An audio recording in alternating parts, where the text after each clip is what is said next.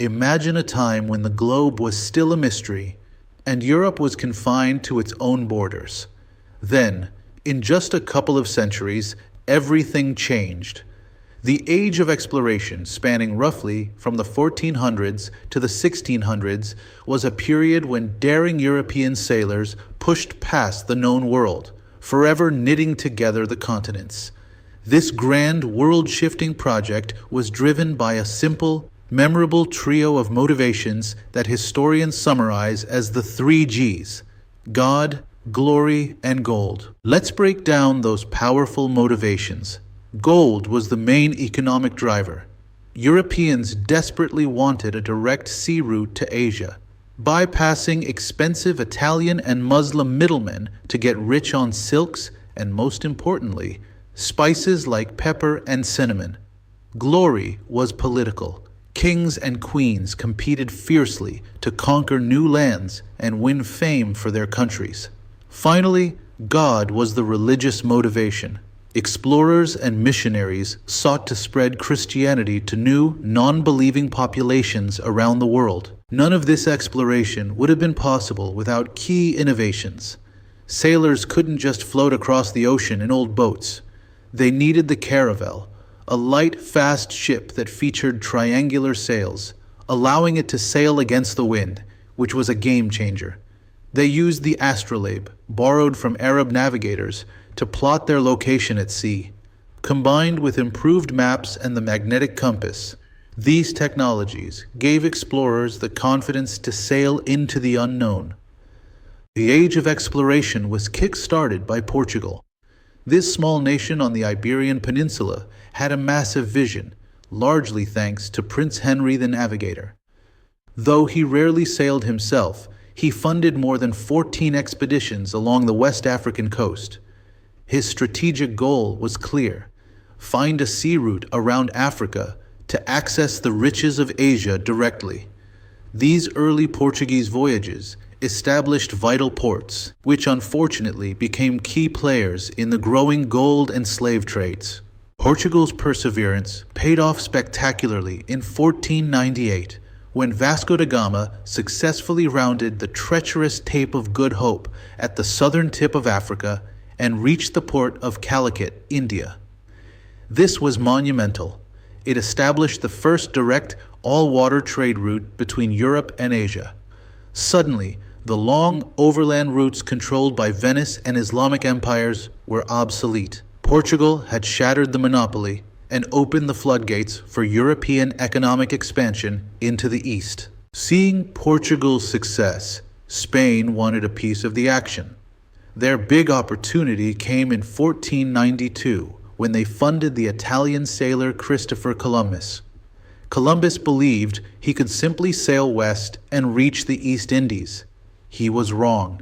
The globe was far larger than he thought, but he bumped into the Americas instead.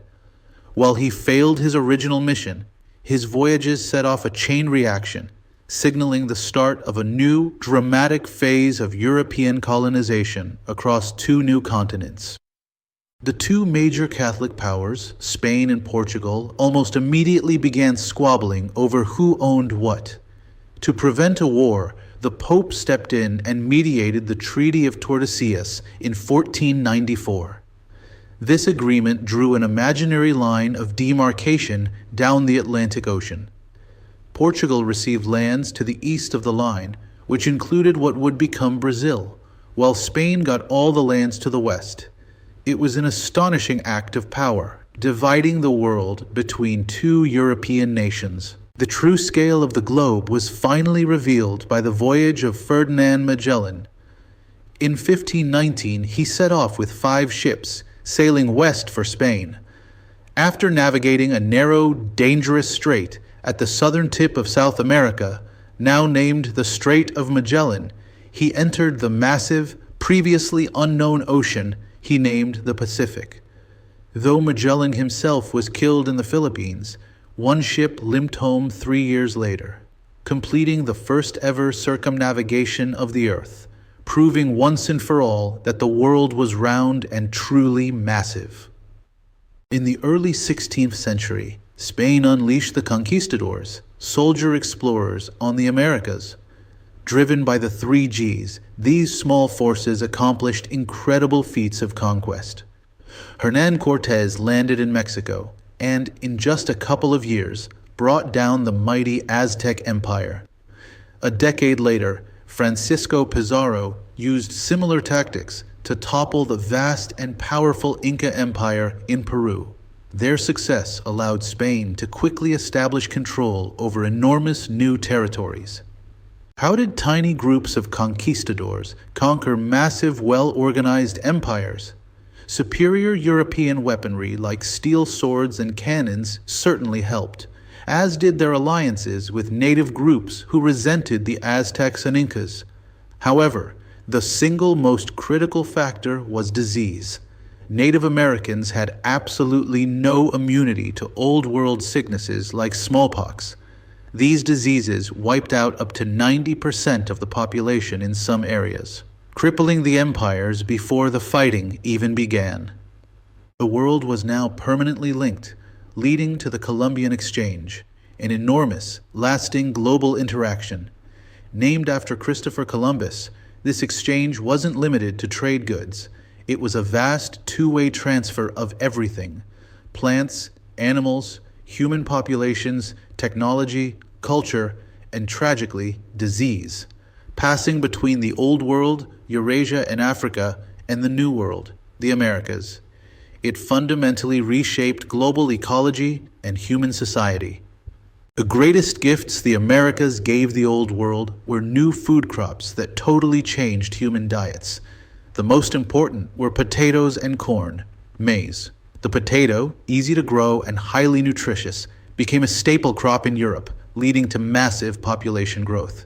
Similarly, corn and tomatoes became essential to diets across Europe, Africa, and Asia. Think of Italian food without the tomato, or Irish history without the potato. That's the impact of the New World. Conversely, the Old World brought its own goods to the Americas. The most transformative animal introduction was the horse. Native American tribes quickly adopted the horse for hunting and warfare, forever changing their nomadic cultures, particularly on the Great Plains. Europeans also brought staples like wheat, grapes, and sugarcane, which created massive new industries in the Americas, and, unfortunately, diseases against which the local populations had no defense. The most devastating part of the Columbian Exchange was the transfer of disease. As mentioned, European diseases like smallpox, measles, and influenza were common in the Old World, but completely new to the Americas. Native immune systems were defenseless. The resulting pandemics led to a demographic collapse, with populations declining by millions in the first decades of contact. This tragedy is one of the most sobering and important consequences of the entire age of exploration. The catastrophic death rate among Native Americans created a severe labor shortage in the newly established European colonies, particularly on the intensive sugar plantations of the Caribbean and Brazil. To fill this vacuum, Europeans turned to Africa. This was the start of the Atlantic slave trade, where millions of people were forcibly captured in Africa and transported across the ocean to work as forced laborers in the Americas, marking a profound and brutal injustice that would last for centuries. The journey that brought enslaved Africans to the Americas was known as the Middle Passage. This leg of the triangular trade route was notoriously brutal. Africans were packed into the holds of slave ships under horrific, inhumane conditions, often chained and suffering from disease and starvation. The death rate on these voyages was extremely high, but despite the horror, millions survived the crossing, bringing their cultures, traditions, and resilience to the New World against their will. The economic philosophy that guided European nations during this era was mercantilism. This theory held that a nation's ultimate power was directly linked to its wealth, particularly its accumulation of gold and silver.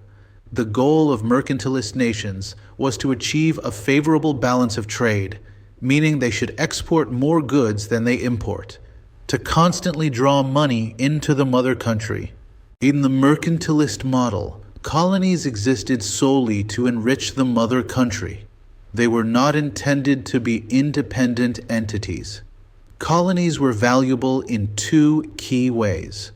First, they provided a reliable, cheap source of raw materials like sugar, cotton, and tobacco that Europe could not produce.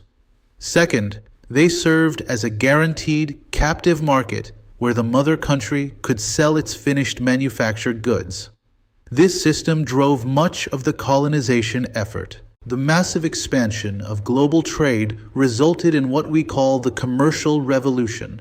To finance voyages and colonization efforts that were incredibly risky and expensive, new business models had to be created. This led to the rise of joint stock companies, where many investors could pool their money to share the enormous cost and risk of an expedition.